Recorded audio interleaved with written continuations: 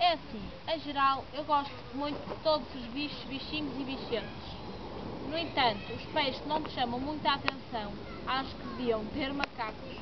Muito agradecida, Sheila do Carmo.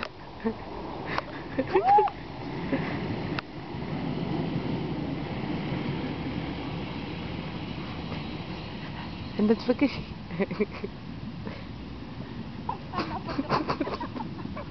Pronto, basicamente é isto. Pera, faz outra vez essa cara.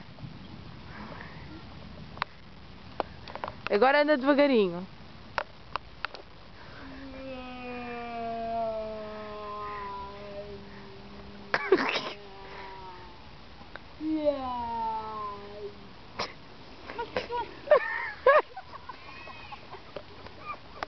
É que eu estou a andar um misto para a frente e para trás.